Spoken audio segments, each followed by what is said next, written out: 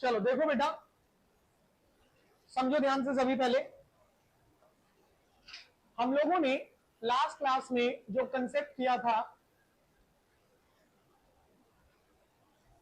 वो कंसेप्ट था हमारे पास डायमेंशनल फॉर्मूला। एक बार रिव्यू कर लेते हैं थोड़ा सा कि डायमेंशनल फॉर्मूला क्या चीज है। तो डायमेंशनल फॉर्मूला करने से पहले हमें क्या ध्यान रखना था? Physical quantity. फिजिकल क्वांटिटी में दो क्लासिफिकेशंस बनी थी, जिसमें से कि पहली कौन सी थी बेटू? फंडामेंटल, और या फिर आप क्या कहते हो, बेसिक क्वांटिटी। और दूसरी कौन सी थी? We have the derived quantity. और अगर याद हो तो फंडामेंटल में हमने क्या कहा था? That these are the set of how many physical quantities? 7 physical quantities, जिसमें कि कौन कौन सी थी हमारे पास?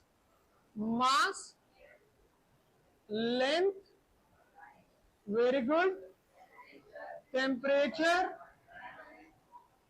करंट, बहुत बढ़िया, amount of substance and luminous intensity. So the set of these 7 physical quantities are known as what? Fundamental. ठीक है। तो इसके बाद हम लोगों ने डायमेंशनल फॉर्मूला को कैसे डिफाइन किया था, कैसे समझा था कि किसी भी फिजिकल क्वांटिटी की सबसे पहले क्या लिख लेंगे हम लोग? यूनिट लिख लेंगे। फॉर एग्जाम्पल मैं बात करता हूं यहां पर किसको लेकर के? वर्क डन को लेकर के। बेटा टाइम से आया करो, कटी जल्दी से। सो वर्क डन की अगर हम लोगों ने क्या लिखी बेटू?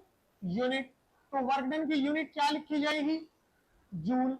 भाई जो जूल है वो तो कंबाइंड नेम हो गया, बट अगर मैं प्रॉपर तरीके से लिखता हूं तो क्या होगा? किलोग्राम मीटर स्क्वायर पर सेकेंड स्क्वायर। ये चीज बनी। हमें ध्यान रखना है कि जब हम लोग यूनिट्स को देख रहे हैं तो यूनिट्स में सिर्फ और सिर्फ कौन आनी चाहिए? फंडामेंटल क्वांटिटीज आनी चाहिए। जैसे कि आप अगर देखते हो किलोग्राम के लिए, तो ये कौन? मास। मीटर, ये कौन? लेंथ। सेकंड, ये कौन है बेटू? टाइम। तो सारा कुछ फंडामेंटल की टर्म्स में आ रहा है। तो डायमेंशनल फॉर्मूला को हमने क्या कहा था? एक ऐसा फॉर्मूला जो किसकी टर्म्स में लिखा जाएगा? फंडामेंटल की टर्म्स में। कैसे? By raising the powers. फटाफट पावर्स को रेज करके। और वो पावर्स कहां से रेज करेंगे? यूनिट में से। तो हमने वर्क का डायमेंशनल फॉर्मूला क्या लिखा? मास पावर कितनी? 1। लेंथ पावर कितनी? 2। और टाइम पावर कितनी? -2। तो अगर आपको याद हो लास्ट क्लास में हमने इसी तरीके से काफी सारी इंपॉर्टेंट क्वांटिटीज के डायमेंशनल फॉर्मूलाज को देखा था। याद आया थोड़ा सा? अब आज हमें यह सीखना है कि जो डायमेंशनल फॉर्मूले हैं इनका यूज क्या है, इन्हें हम कैसे इस्तेमाल करेंगे। ठीक है। तो अलग अलग तरीके के यूजेस हैं, जिसमें से कि पहला यूज हम सीखेंगे कि डायमेंशंस की हेल्प से हम किसी भी नए फॉर्मूले को कैसे डिराइव कर सकते हैं। फॉर एग्जाम्पल आप लोगों ने काइनेटिक एनर्जी का फॉर्मूला पढ़ा। What is the basic formula for kinetic energy? Half mv square. Potential energy का पढ़ा। What is the basic formula for potential energy? mgh। तो इन फॉर्मूलाज को हम डायमेंशंस की हेल्प से कैसे डिराइव कर सकते हैं, ये चीज आज हम चेक करेंगे। ध्यान रहेगा। सो आगे चलने से पहले हमें ध्यान रखनी है इसकी कुछ limitations.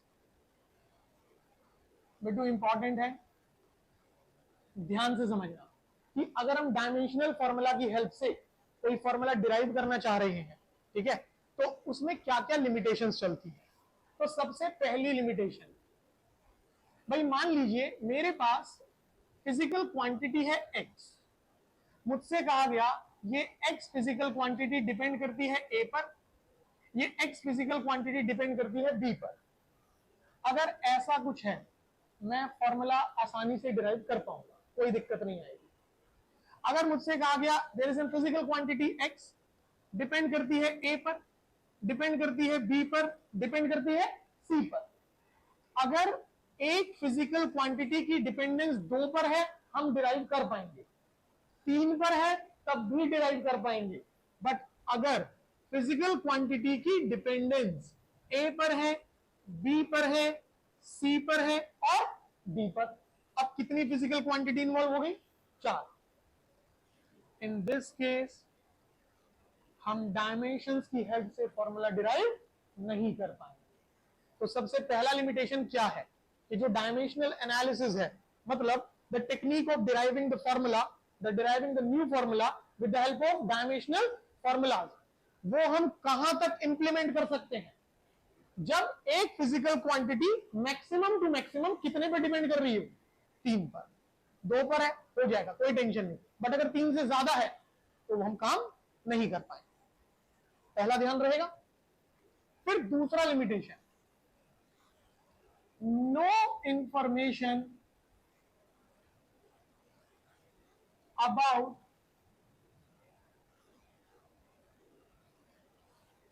The dimensionless constant in the formula. For example, अभी हम लोगों ने बात करी काइनेटिक एनर्जी की, तो काइनेटिक एनर्जी का फॉर्मूला क्या है बेटू? Half of M V square. बेटा ये जो हाफ है ये क्या है? यहां पर ये है हमारा डायमेंशनलेस कांस्टेंट। भाई हाफ इज अ नंबर, क्या नंबर की कोई यूनिट होती है? और जब यूनिट नहीं है तो कोई डायमेंशन भी नहीं होगी, और कांस्टेंट वैल्यू है, तो इसका मतलब कैसा कांस्टेंट है? Dimensionless constant. अब रियल फॉर्मूला तो ये है, but when derived with the help of dimensions, but जब हम लोग अपना यही फॉर्मूला डायमेंशन की हेल्प से डिराइव करेंगे तो फॉर्मूला ये नहीं आएगा। तब हमारे पास फॉर्मूला आने वाला है के एम वी स्क्वायर। वहां कांस्टेंट कौन आएगा? के, जबकि होता कौन है? हाफ। तो अब सोचो अपने आप से, अगर मैं अपने इस फॉर्मूला को इस्तेमाल करता हूं तो क्या ये फॉर्मूला मुझे काइनेटिक एनर्जी की सही वैल्यू दे पाएगा? भाई रियल फॉर्मूला क्या है? हाफ, और आ क्या रहा है? के एम बी स्क्वायर। ठीक है, तो वो जो हाफ है जो एक एग्जैक्ट रीडिंग दे सकता है वो तो यहां इन्वॉल्व नहीं हो रहा ना। तो क्या ये फॉर्मूला हमें न्यूमेरिकली सही रीडिंग देगा? कभी भी नहीं दे सकता। इसका मतलब डायमेंशंस की हेल्प से जो फॉर्मूला बनेगा, this will B only dimensionally correct. वो फॉर्मूला सिर्फ कैसे ठीक होगा? डायमेंशनली। मतलब वो हमें केवल सही यूनिट दे सकता है, पर वो कभी हमें सही न्यूमेरिकल वैल्यू, तो इसका मतलब न्यूमेरिकली ऑलवेज इनकरेक्ट। ध्यान रहेगा। Repeating 2 point. पहला, अगर एक फिजिकल क्वांटिटी की डिपेंडेंस मैक्सिमम कितने पर है? 3 पर, तो ये टेक्निक काम कर जाएगी। बट अगर डिपेंडेंस 3 से ज्यादा पर है तो जो भी हम टेक्निक सीखेंगे वो कभी भी काम नहीं करेगी। दूसरा, किसी भी फॉर्मूले के अंदर आने वाला डायमेंशनलेस कांस्टेंट जो होगा, ठीक है, उसके बारे में हमें कभी भी कोई इंफॉर्मेशन नहीं मिलने वाली। जैसे कि अभी हमने एग्जांपल में किसको देखा? काइनेटिक एनर्जी को। और सिर्फ यही नहीं है बेटा, अगर आप लोगों ने कभी ऑब्जर्व किया हो time period of a simple pendulum, the formula is 2 pi under root of L by G. हमारी वॉल क्लॉक होती है, वॉल क्लॉक के अंदर पेंडुलम होता है, होता है ना? तो उसका जो पूरा टाइम है भाई, ये होगी मीन पोजीशन। यहां से ये गया, ये गया और ये आया। This is one complete cycle. ये हमारी वन कंप्लीट साइकिल होती है, समझना ध्यान से। अब ये रुका हुआ है, this is known as the mean position. ये कौन सी पोजीशन कहलाती है? मीन। ये यहां से इधर गया, एक्सट्रीम, एक्सट्रीम से वापिस कहां आया? मीन, मीन से फिर इधर कहां गया? एक्सट्रीम, और फिर कहां आया? This is one complete cycle. और इस एक कंप्लीट साइकिल का टाइम कितना होता है? 1 second. And what is that relation? वो फॉर्मूला क्या है? This is that relation, T is equal to 2 pi under root of L by G। अब अगर आप लोग ध्यान से देखें बेटू, तो ये 2 पाई क्या है यहां पर? दिस इज हमारा डायमेंशनलेस कांस्टेंट। बट जब हम फॉर्मूला डिराइव करेंगे तो हमारे पास वहां ये 2 पाई नहीं आएगा। 2 पाई की जगह कौन आएगा वहां पे? के आएगा। अब खुद से सोचो, जब हम फॉर्मूला डिराइव कर रहे हैं आना क्या चाहिए था? 2 पाई, पर आ कौन रहा है? तो क्या वो हमें न्यूमेरिकली सही रीडिंग्स देगा? वो फॉर्मूला सिर्फ कैसे ठीक होगा? यूनिट वाइज, डायमेंशनली वो हमें सही यूनिट दे पाएगा, पर वो कभी भी हमें न्यूमेरिकल रीडिंग सही नहीं देगा। आई बात समझ? दो लिमिटेशंस क्लियर हुए या नहीं? पक्का? श्योर? तीसरा और बहुत ही महत्वपूर्ण लिमिटेशन है, अगर आपसे पूछा जाए that what is the nature of the physical quantity, कि फिजिकल क्वांटिटी जो है उसका नेचर क्या है, ठीक, तो आप जवाब देते हैं भाई या तो वो स्केलर होगी और या फिर वो वेक्टर होगी। तो तीसरा लिमिटेशन जो है हमारे पास वो ये कहता है never gives any information about the nature of physical quantity। मतलब जो हमने फॉर्मूला बनाया उस फॉर्मूले में जो फिजिकल क्वांटिटी है, जैसे कि मान लीजिए हमने फॉर्मूला बनाया काइनेटिक एनर्जी के एम बी स्क्वायर, तो हमने किसके लिए फॉर्मूला बनाया? काइनेटिक एनर्जी के लिए। क्या इस रिलेशन को पढ़ने के बाद आपको कोई यहां से रेलेवेंट इंफॉर्मेशन मिल पा रहा है कि मैं इस वजह से इसे स्केलर कह सकता हूं या इस वजह से मैं इसे वेक्टर कह सकता हूं? कोई इंफॉर्मेशन नहीं है। तो डायमेंशनल एनालिसिस के अंदर यह भी आपका एक लिमिटेशन आ जाता है कि अगर हम डायमेंशंस की हेल्प से एक फॉर्मूला डिराइव कर रहे हैं तो फॉर्मूला बनने के बाद हमें ऐसा कोई इंफॉर्मेशन नहीं मिलता कि जो नया क्वांटिटी बना है वो स्केलर क्वांटिटी है या फिर वो वेक्टर क्वांटिटी। ध्यान रहेगा? Sure? And fourth and the most interesting, this is not applicable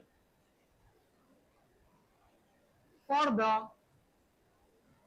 relations involving। अब ये जो टेक्निक है डायमेंशंस वाली वो ऐसे फॉर्मूला के लिए काम नहीं करेगी जिन्होंने किसे इन्वॉल्व किया होगा? Trigonometric functions. जैसे कि आप लोग अपने सिलेबस के अंदर एक फॉर्मूला पढ़ेंगे, work done is, sorry, that height is 2s cos theta by r rho g। इस फॉर्मूले का नाम होता है बेटा एसेंट फॉर्मूला। ठीक, इस फॉर्मूले का नाम क्या है?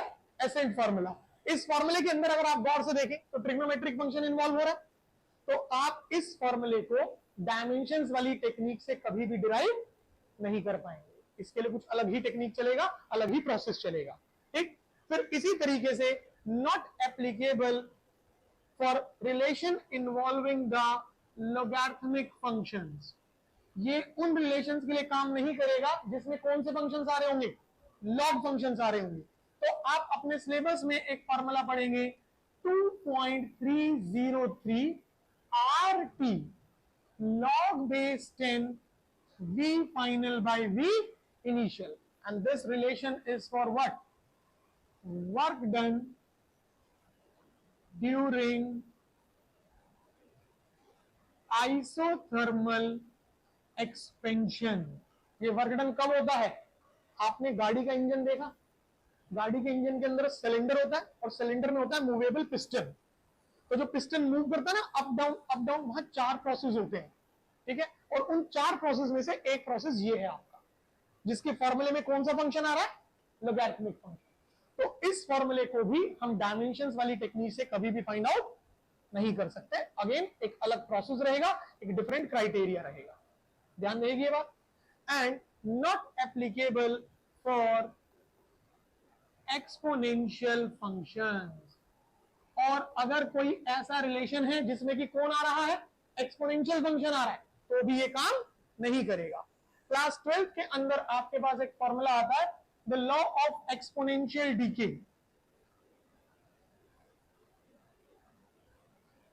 law of exponential decay. The relation is n is equals to n naught e power minus lambda t. ये सब वो फॉर्मूलाज है जो आप अपने सिलेबस में पढ़ने वाले हो. अब यहां कौन इन्वॉल्व हो गया? e, exponential function.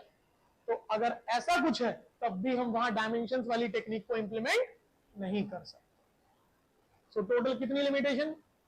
4. ध्यान से सुनेंगे, रिपीट कर रहे हैं. अगर एक फॉर्मूला जिसमें की जो फिजिकल क्वांटिटी है उस फिजिकल क्वांटिटी की डिपेंडेंस 3 फिजिकल क्वांटिटी से ज्यादा पर है, ठीक है, तो हम उसको डायमेंशंस की टेक्निक से सॉल्व आउट नहीं कर सकते. 3 क्वांटिटी पर डिपेंड कर रहा है, 3 से कम पे कर रहा है, बिंदास हो जाएगा. बट अगर 3 से ज्यादा इन्वॉल्व हो गई तो वो कभी भी काम नहीं करेगा. दूसरी लिमिटेशन क्या बनी आपके पास बताओ? डायमेंशनलेस कांस्टेंट के बारे में कभी भी कोई इंफॉर्मेशन नहीं देगा. ठीक. तीसरी क्या बनी? No information about the nature of the physical quantity, कि वो जो रिजल्ट बना, जिस फिजिकल क्वांटिटी के लिए वो बना है, वो फिजिकल क्वांटिटी स्केलर है या वेक्टर है, उसके बारे में भी कोई इंफॉर्मेशन नहीं होगी. And the last, trigonometric function, exponential function, logarithmic function. अगर कुछ ऐसे फॉर्मूलाज हैं जिनमें कि ये सब इन्वॉल्व हो रहे हो तो उनके लिए भी हमारी टेक्निक बिल्कुल अलग रहेगी. वहां हम उसे डायमेंशंस की हेल्प से फाइंड आउट नहीं कर सकते. समझ आई बात? अब प्रश्न ये उठता है कि इतनी लिमिटेशंस होने के बावजूद भी हम इसे इंप्लीमेंट करेंगे और फॉर्मूला फाइंड आउट करेंगे. समझ, यहां तक समझ आया? अभी हमने ये नहीं सीखा कि इंप्लीमेंट करना कैसे. यहां तक के पॉइंट क्लियर? पक्का? श्योर? अब हम सीखते हैं कि इसे करना कैसे है. तो देखो ध्यान से, एक छोटी सी प्रॉब्लम हमारे सामने. अच्छा, प्रॉब्लम करने से पहले एक चीज बताओ. मैंने पोटेंशियल एनर्जी बोली, पोटेंशियल एनर्जी का फॉर्मूला बोला मैंने mgh, यही होता है. इस फॉर्मूले के अंदर, ठीक है, आपके पास जो पोटेंशियल एनर्जी का फॉर्मूला बना, जो भी क्या आ रहा है mgh, मास की कुछ पावर है या नहीं है? 1. g की कुछ पावर है 1. h की कुछ पावर है, भले ही 1 है पर है तो सही. से मेरे पास फॉर्मूला है काइनेटिक एनर्जी का, ठीक है. What is that relation? Half of mv square. Then इस फॉर्मूले के अंदर मास की कुछ पावर है या नहीं है? कितनी? 1. हाँ या ना? वेलोसिटी की कुछ पावर है या नहीं है? कितनी? 2. हाँ या ना? इसका मतलब कोई भी फॉर्मूला जब हम देखेंगे तो उस फॉर्मूले के अंदर जो फिजिकल क्वांटिटीज हैं, उन फिजिकल क्वांटिटीज की कुछ ना कुछ पावर जरूर होगी, भले ही वो पावर 1 ही क्यों ना हो, बट होगी तो सही. मानते हो नहीं मानते बात? पक्का? अब उसने हमसे क्या कहा? कह रहा है, it is found that the time period of oscillation of a simple pendulum depends on what? Mass of the ball. Depends on what? Length of the string. And on what? The value of acceleration due to gravity. तो 3 चीजों पे निर्भर कर रहा है, मास पर, length पर और एक्सेलरेशन ड्यू टू ग्रेविटी. क्या उसने हमें ऐसा कुछ कहा कि डायरेक्टली वेरी कर रहा है, डायरेक्टली डिपेंड कर रहा है या इनवर्सली डिपेंड कर रहा है? उसने सिर्फ क्या कहा? डिपेंड कर रहा है. और जब तक कुछ ना कहे तब तक बाय डिफॉल्ट हमेशा क्या लेना होता है? डायरेक्टली. जब तक कुछ ना कहे तब तक हमेशा क्या रखना है कि कैसे डिपेंड कर रहा है? डायरेक्टली डिपेंड कर रहा है. तो अगर हम लोग यहां पर इसे लिखने की कोशिश करें, अब सबका ध्यान सामने होना चाहिए बेटा. तो time period is depending on what? Mass. Time period is depending on what? Length. And time period is depending on what? Acceleration due to gravity. आप इन सभी को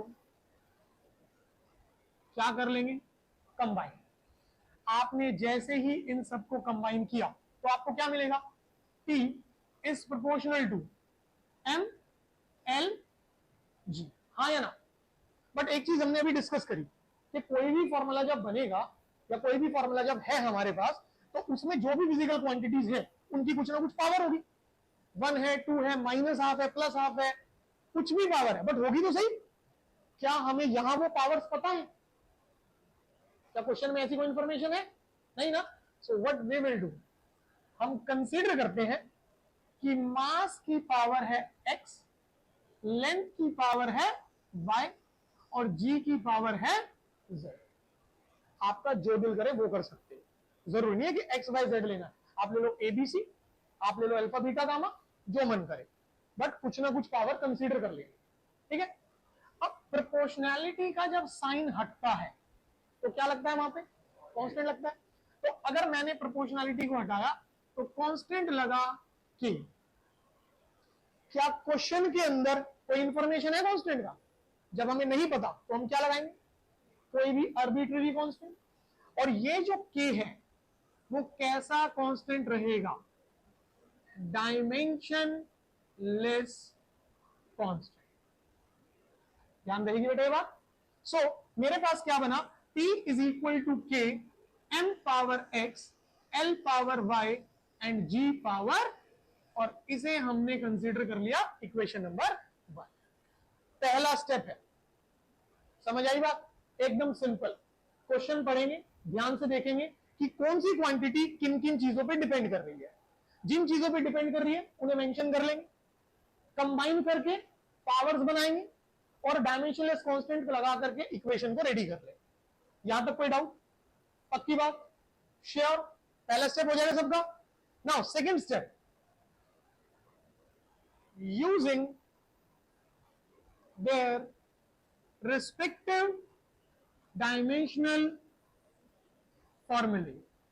आपके पास जो इक्वेशन बनी है उसमें जो जो फिजिकल क्वांटिटीज आई है उन सबके डायमेंशनल फॉर्मूले डालो, ठीक। सो देखो कैसे, T is time, so what will be the formula, m0 l0 t1 is equals to what is k, कोई यूनिट्स तो कोई डायमेंशंस भी, जब डायमेंशंस नहीं है तो लिखने की जरूरत भी हटा लो, जाने। इसके बाद कौन आया, मास। मास के लिए कितना रहेगा, m1 पावर x। फिर कौन आया, लेंथ। लेंथ के लिए कितना रहेगा बेटू, l1 पावर y। फिर कौन आया, g, कितना, l1 t-2 पावर z। कोई डाउट किसी को, पक्की बात है। चले आगे, अगला स्टेप, पावर्स को एंट्री दे दो, ठीक। सो कितना बनेगा हमारे पास, m0 l0 t1 is equal to, ये कितना हुआ, m पावर x। ध्यान से l power y and l power multiply कर रहे हो और बेसिस सेम है तो पावर्स क्या हो जाएगी, ऐड। सो कितना बना, l पावर y प्लस, हाँ या ना भाई, कोई डाउट किसी को, पक्का, समझ आया। चलिए आगे बढ़ते हैं। फिर कौन आया, टाइम। सो ध्यान से देखो, टाइम सिर्फ यहां पर है, सो कितना बना, -2z। कोई डाउट यहां तक, सेकेंड स्टेप खत्म। पहला स्टेप क्या था, जो फिजिकल क्वांटिटीज दी है, ठीक है, कि कौन किस पे डिपेंड कर रहा है, उनको मेंशन करो, कंबाइन करो, कंबाइन करने के बाद पावर कंसीडर कर लो और डायमेंशनलेस कांस्टेंट लगा करके एक इक्वेशन तैयार कर लो, ठीक है। दूसरा स्टेप क्या था, substitute the respective dimensional formulas. जितनी भी फिजिकल क्वांटिटी वहां पर आई है उन सब पे क्या पुटअप करो, डायमेंशनल फॉर्मूले। डायमेंशनल फॉर्मूले सब्स्टिट्यूट करने के बाद पावर्स को एंट्री दो, बेसिस सेम, पावर ऐड करके एक इक्वेशन तैयार कर लो, हो जाएगा यहां तक, पक्की बात। अब ध्यान से, दोनों तरफ बेसिस क्या है, सेम, और हमारे पास क्या चल रही है, इक्वालिटी। अगर basis same and equality, so powers can be equated. भाई मास की पावर, मास की पावर,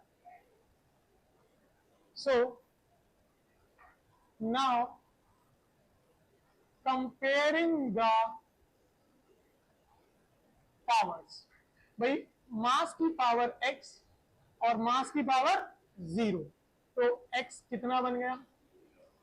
सिमिलरली आप लोगों के पास एग्जैक्ट सेम वे में, अगर आप ध्यान से देखते हो बेटा, तो l की पावर 0, l की पावर y प्लस z।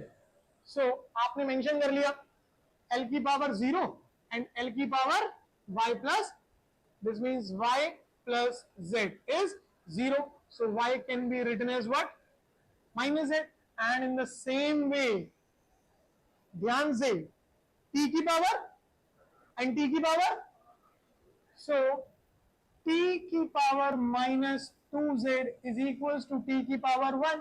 सो माइनस 2z इक्वल्स 1. तो z equals to how much? Minus half.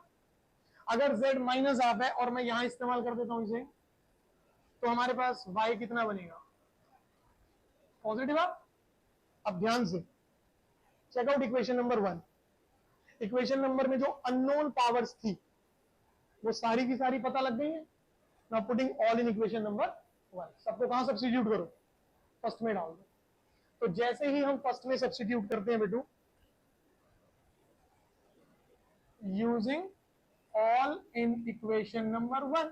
सो देखो ध्यान से, t is equal to k, m की पावर x, सो m की पावर 0, l की power y, so y is positive half, and g की power z, that is minus half.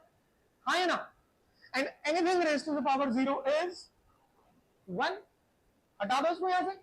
क्या लिख सकते हो? t equals k l power half. ये डिनोमिनेटर में आ गया. और अगर दोनों की पावर हाफ है तो हम क्या कर सकते हैं? t is equals to k l by g and whole power half. So इसी को क्या लिखा जाएगा? t equals k under root l by g. आया समझ? ध्यान से देखो फॉर्मूला. क्या फॉर्मूला आया? t equals k under root l by g. And what is the real formula? जो रियल फॉर्मूला था हमारे पास वो क्या था? It is 2 pi under root L by. हमारे पास कांस्टेंट के बारे में कोई भी रिलेवेंट इंफॉर्मेशन नहीं. Got the point? इसका मतलब डायमेंशंस की टेक्निक लगाने के बाद जो फॉर्मूला बनेगा वो डायमेंशनली तो एकदम ढिंचक होगा, एकदम बढ़िया होगा, पर अगर हम उसको न्यूमेरिकली देखने की कोशिश करेंगे तो वो हमें कभी भी सही आंसर नहीं देगा, न्यूमेरिकली इनकरेक्ट आएगा. किस वजह से? क्योंकि कांस्टेंट के बारे में कोई इंफॉर्मेशन नहीं. आइडिया मिला? पूरा नहीं समझ आया? छोड़ो, कोई टेंशन नहीं है. एक आइडिया, प्रोसेस में क्या क्या चीजें होने वाली है ये समझ आया सर? पक्की बात है. Let's have one more problem. पहले आप अपने आप से पढ़ लो ध्यान से ये क्वेश्चन क्या है. क्वेश्चन में टर्म्स क्या क्या है उन्हें ध्यान से देखो.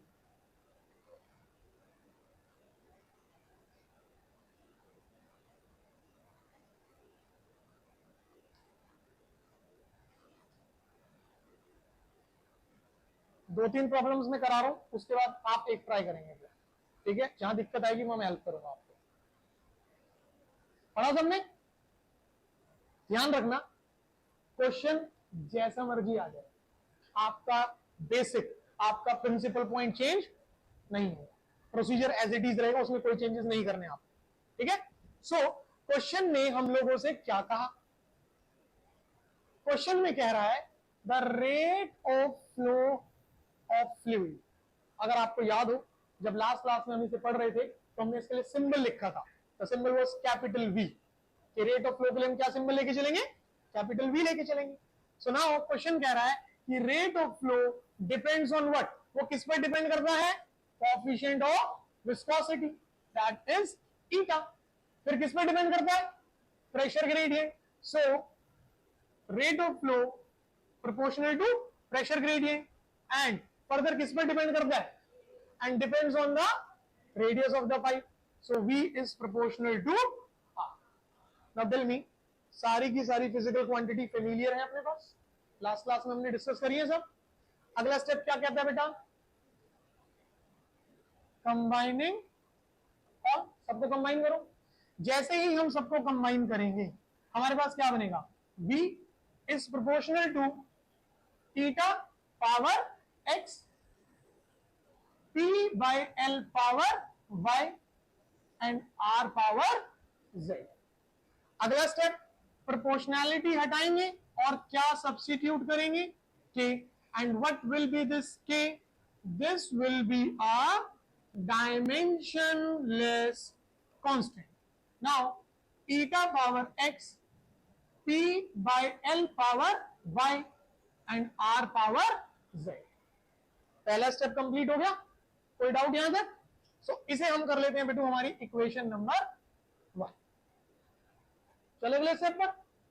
अगला स्टेप क्या कहता था अगर याद हो, यूजिंग देयर डायमेंशनल फॉर्मूले। रिलेशन जो हमने अभी बनाया यहां पर, इक्वेशन नंबर 1 जो बनाई, इसमें जो जो फिजिकल क्वांटिटीज आ रही हैं आप इन सबके क्या सब्स्टिट्यूट करो, डायमेंशनल फॉर्मूले। सो देखिए सबसे पहले कौन है, v, that is rate of flow, कितना बिटू, m0 L3 t minus 1। What about this k, कुछ भी नहीं करना है, डायमेंशनलेस है, ठीक है। Then coefficient of viscosity, it is m1 L minus 1 t minus 1 power x। फिर इसके बाद प्रेशर ग्रेडियंट, ग्रेडियंट वर्ड का मतलब समझाया था आपको अगर याद हो, कि जब कभी भी with respect to length physical quantity में क्या रहा हो, डिक्रीज, जैसे कि प्रेशर ग्रेडियंट मतलब fall in pressure with respect to increase in length, velocity gradient decrease in velocity with respect to increase in length, temperature gradient fall in temperature with respect to increase in length. जब कभी भी ऐसा होता था तो हम क्या word use करते हैं, ग्रेडियंट। और यहां इसका डायमेंशनल फॉर्मूला था m1 L minus 2 and t minus 2। Power क्या लगाई बेटा, y, and radius is a kind of length, so L1 and power z। Last class में मैंने आपको एक चीज कही थी, अगर डायमेंशनल फॉर्मूले आप मेमोराइज नहीं कर पा रहे हो, अगर वो स्किप हो गए, आप उन्हें ध्यान नहीं रख रहे हो, तो खुद से सोच लो क्या ये क्वेश्चन अटेम्प्ट कर पाओगे, फंस गए ना पूरे तरीके से। तो इसीलिए हर रोज के 5 से 6 फिक्स कर लो और उन्हें धीरे धीरे करके प्रिपेयर करते रहो। एटलीस्ट वो तो करने ही है जो मैंने आपको लास्ट क्लास में लिखवाए, उनको नहीं छोड़ना है, बिल्कुल ध्यान रहेगा। चलिए अगला स्टेप करते हैं बेटू। सो यहां पर कितना है हमारे पास, m0 L3 t minus 1। आगे बता भाई, चुप रहना चाहिए। हाँ mx, इतने टाइम में गड़बड़ हो जाएगी, समझे, सामने ध्यान दो, खेलने नहीं बैठे यहां पे। सो m की पावर x और y, सो कितना बना x प्लस वाई, l की power minus x minus 2y, और वहां पर लास्ट में कितना प्लस z, चेक कर लो, l minus x, l minus 2y and l z, done है। फिर इसके बाद टाइम चेक करो बेटा, it is minus x and minus 2y, done है भाई। सेकंड स्टेप हो गया आपका। नाउ फाइनल स्टेप में क्या करने वाले हैं, दोनों तरफ बेसिस है सेम और क्या चल रही है, equality, so powers can be equated. m की पावर 0, m की पावर x प्लस वाई लिख लेते हैं, कन्वीनियंट रहेगा। नाउ m की पावर 0 एंड m की power x plus y, so x plus y will be 0, so x will be how much, minus y। Similar way में l की power 3 and l की power check करो, minus x minus 2y plus z, minus x minus 2y plus z। इसका मतलब minus x minus 2y and plus z equals how much, x की जगह क्या कर सकते हैं, अभी करके देखेंगे, ठीक है। एंड लास्ट में हमारे पास क्या बचा था बेटा, t power minus 1 is equal to t power minus 1 and t power minus x minus 2y, so t power minus x minus 2y। So बेटा जी minus x minus 2y how much, minus 1, हाँ है ना। Now listen, x कितना है, अगर x की जगह यहां पर माइनस y कर दिया तो y minus 2y is minus 1, सो यहां कितना बना, minus y is, so y कितना आ गया, y को 1 यहां करा, x कितना आ गया, ओके x को कितना माइनस 1, तो कितना हो गया 1, y को कितना 1 माइनस 2 प्लस z माइनस 1 हो गया, शिफ्ट करो, z कितना आ गया, ध्यान से देखो, सारी रीडिंग्स पता लग गई, फाइनल स्टेप,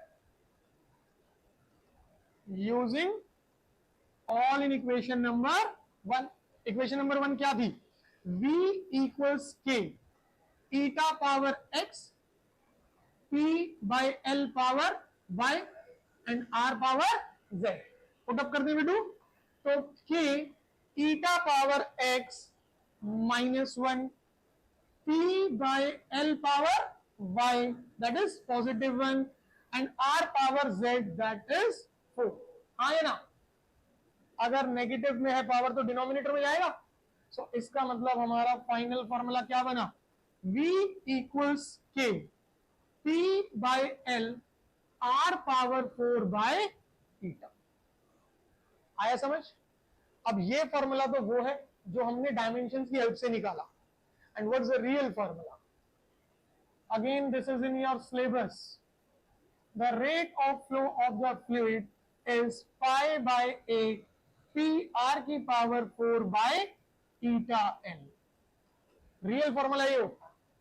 तो ध्यान से देखो, is there any information about the dimensionless constant? क्या उसके बारे में कोई इंफॉर्मेशन है? इसका मतलब जो फॉर्मूला हमने निकाला वो हमें न्यूमेरिकली करेक्ट रीडिंग नहीं देगा, वो सिर्फ कैसे करेक्ट होगा? डायमेंशनली। बात समझ आई या नहीं? थोड़ा सा और आइडिया लगा कि इस तरह की प्रॉब्लम को अटेम्प्ट कैसे करना है? पक्की बात? श्योर? चले थोड़ा सा आगे। अब आप लोग हेल्प करेंगे, क्वेश्चन को पढ़ो ध्यान से, अभी सॉल्व नहीं करना है। ये वाले मैं बताता हूं, एक क्वेश्चन लिखवाएंगे, वो आप लोग और मैं दोनों मिलकर के करेंगे, फिर देखेंगे कौन पहले करता है। ठीक, क्वेश्चन पढ़ो ध्यान से। क्या है? The speed of sound in a medium depends on, याद है कुछ? हाँ बिल्कुल सही, प्रेशर हो गया, मॉड्यूलस ऑफ इलास्टिसिटी हो गया, या बल्क मॉड्यूलस है, या यंग्स मॉड्यूलस है, या शियर मॉड्यूलस है, या मॉड्यूलस ऑफ रिजिडिटी है, या फिर स्ट्रेस है, या फिर थ्रस्ट है। सबके डायमेंशनल फॉर्मूले सेम। कौन से वाले? Pressure m1 l-1 t-2। धीरे धीरे करके याद करना शुरू करो, नहीं तो हाथ से 3 नंबर का क्वेश्चन चला जाएगा। ठीक है? श्योर? अब शुरू करते हैं। देखो मेरे प्यारे, तो सबसे पहला स्टेप कहता है कि speed depends on what? Bulk modulus. And speed depends on what? Density. अब डिपेंडेंस सिर्फ कितनों पर है? हमने क्या पढ़ा था? 2 पर है, 3 पर है, बिंदास काम करेगा। 3 से ज्यादा आ गया गड़बड़ हो जाएगा। ठीक, सो हमने करा इन दोनों को कंबाइन। जैसे ही हम कंबाइन कर देंगे तो हमें क्या मिला? v proportional b power x and rho power y। अगला स्टेप, प्रोपोर्शनलिटी का साइन हटा के constant b power x and rho power y। Let it be equation number 1। और यहां पर ये k कौन है? एक डायमेंशनलेस, जिसकी इंफॉर्मेशन हमें कभी भी नहीं मिलने वाली डायमेंशंस वाली टेक्निक के अंदर। ठीक, अगला स्टेप क्या होता था बेटू? यूजिंग देयर डायमेंशनल फॉर्मूले। आप जितनी भी फिजिकल क्वांटिटी आई है उन सब के क्या सब्स्टिट्यूट कर लो? डायमेंशन डालो। नाउ वेलोसिटी, सो कितना रहेगा? m0 l1 t-1 is equal to, के हट जाएगा, यहां से बल्क मॉड्यूलस कितना रहेगा बेटू? m1 l-1 t-2 power x। Density m1 l-3 power y। कोई डाउट यहां तक? पक्का? नाउ रिजॉल्व करते हैं बेटू। So this is m0 l1 t-1 equals, कितना बनेगा? ध्यान से देखो, m की power x plus y, l की power minus x minus py and t की पावर माइनस 2x। डन है भाई? अगला स्टेप क्या होगा? दोनों तरफ हमारे बेसिस क्या हैं? सेम। और क्या चल रही है? इक्वालिटी। तो पावर्स कैन बी इक्वेटेड। ध्यान से, p power minus 2x, p power -1, इसका मतलब -2x इज -1, तो x is how much? Half. Done है। इसके बाद ध्यान से m की power x plus y and m की power, so x plus y is, so x will be, अगर यहां सब्स्टिट्यूट कर दे तो y कितना आ गया? -हाफ आ गया। हाँ या ना भाई? पक्की बात है। अगर x और y दोनों पता लग चुके हैं तो हम क्या करेंगे? यूजिंग इन इक्वेशन नंबर 1 यहां सब्स्टिट्यूट करेंगे, ठीक। And what will be the relation? v is equal to k, b power half and rho power, power -half है डिनोमिनेटर में आएगी and power half can be shifted to root, तो इसका मतलब formula क्या बना? v equals k under root b by rho. समझ आया? पक्का? अब ये तो वो फॉर्मूला है जो कि हम लोगों ने कैसे निकाला? डायमेंशन से। And now what is the real formula for the speed of sound? The speed of sound is under root gamma b by rho, where gamma is that constant. जो गामा है वो क्या होता है यहाँ पर? कांस्टेंट। क्या हमारे पास फॉर्मूले में वो गामा इन्वॉल्व हुआ? लिमिटेशन कि फॉर्मूले के अंदर आने वाले कांस्टेंट के बारे में ये कभी भी कोई इंफॉर्मेशन नहीं देगा। समझ आई बात? सिर्फ पहला यूज देखा है अभी हमने, टोटल 4 यूज है। So the first one was what? कि हम लोग डायमेंशंस की हेल्प से फॉर्मूला को डिराइव कैसे करें। आइडिया मिला थोड़ा सा? पक्का? अब एक प्रॉब्लम मैं आपको दे रहा हूं, वो आप लोग अटेम्प्ट करेंगे, ठीक है? सुनिए, पहले ध्यान से समझो। क्वेश्चन में उसने क्या कहा? कहता है depth up to which a bullet can penetrate, ठीक है? वो डेप्थ जितने तक एक बुलेट क्या कर सकती है? पेनिट्रेट कर सकती है। So this depth depends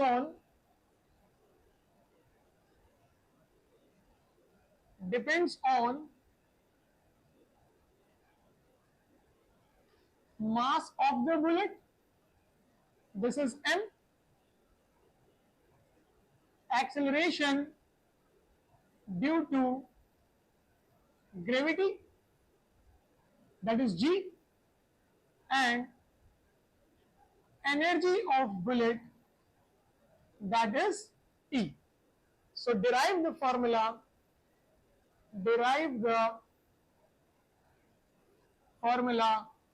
for depth d। Depth के लिए जो सिंबल है वो क्या ले लेते हैं बेटा हम लोग? यहां पर d ले लेते हैं। आपको डेप्थ के लिए फॉर्मूला डिराइव करना है। चलो शुरू हो जाओ जल्दी से। डायमेंशंस पीछे से चेक नहीं करनी है, गंदी बात होती है। बोला था ना कि सारे फॉर्मूलाज देख करके आने अच्छे से।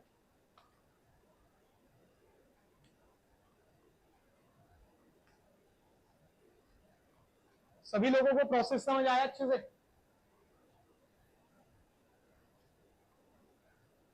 सॉल्व करना है, सॉल्व जल्दी से। क्या हुआ? याद आ रही है? तो बेटा बाबू भैया लड़कियों का चक्कर छोड़ दो, समझे? तो इंजीनियर बन जाएगी और तुम मंदिर के बाहर बैठे रहना। पेन नहीं है बेटा, किसी के पास एक्स्ट्रा पेन है तो प्लीज हेल्प दिस गाय, भगवान आपको दुआएं देगा। लाचार बच्चा देखो, क्लास में आया पढ़ने के लिए, इतना बड़ा झोला लेके आया, इसमें बच्चे पैक करके लेके जाएगा, एक पेन नहीं लेके आया बेशरम। लेट हो रहा था, बड़ा टाइम पे आ गए थे तुम।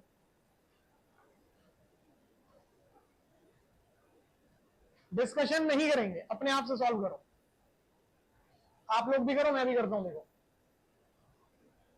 भाई, क्वेश्चन कह रहा है depth depends on mass, depends on acceleration due to gravity and depends on energy. मैंने करा इन सबको कंबाइन, और कंबाइन करके इक्वेशन बनाई d is equals to k m power x g power y and e power z। पहली equation तैयार है। इसके बाद मैंने लिखा यूजिंग देयर डायमेंशनल फॉर्मूलाज। इन सब के डायमेंशंस डाल देते हैं। जैसे ही डायमेंशंस डाली बेटा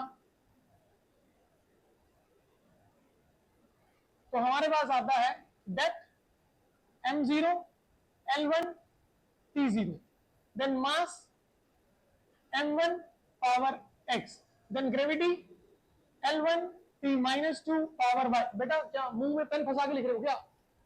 आवाज नहीं आनी चाहिए, शांति से करो।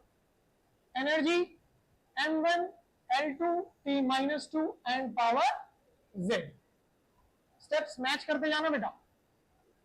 m0 l1 t0 यहां पे करते हैं बेटू, m की power x plus z, l की power y plus 2z and t की पावर -2y माइनस 2z। पहले आप सब लोग यहां तक मैच कर लो, आपके स्टेप्स यहां तक मैच हुए हैं या नहीं हुए? सभी के मैच हुए भाई? कोई ऐसा बालक जिसके स्टेप मैच नहीं हो रहे? मम्मी कसम है झूठ नहीं बोलना, शादी में दिक्कत आएगी बेटा देख लियो। अब टेंशन का माहौल हो गया भाई, भाई ने तुरंत ध्यान दिया भाई देख लेते हैं कहीं दिक्कत हो जाए। डन है भाई? चलिए आगे बढ़ते हैं। सो m की पावर x प्लस z और m की पावर 0, फिर इसके बाद l की पावर y प्लस 2z और l की पावर 1, फिर इसके बाद t की power -2y minus 2z is equals to 0। अब सॉल्व करो और देखो x, y और z कितना कितना आ रहा है। भाई यहां से आप लोगों ने -2 कॉमन करा, y plus z will be 0, मतलब y plus z is equal to 0। So y is minus z, y को माइनस जेड यहां रखा, minus z plus 2z equals 1। So z कितना हो गया बेटू? 1। z को यहां रखा, y कितना हो गया? -1, और z को यहां रखा 1, तो x कितना हो गया? आगे सारी readings and substitute using all in equation number 1। So कितना बनेगा बेटू हमारे पास? यहां पे पुटअप करो। So d is equals to k m power x -1, then g power y, it is -1, and e power z, that is 1. So what is the formula? That d is equal to ke divided by mg। किसका answer match हुआ? Very good, बहुत अच्छे।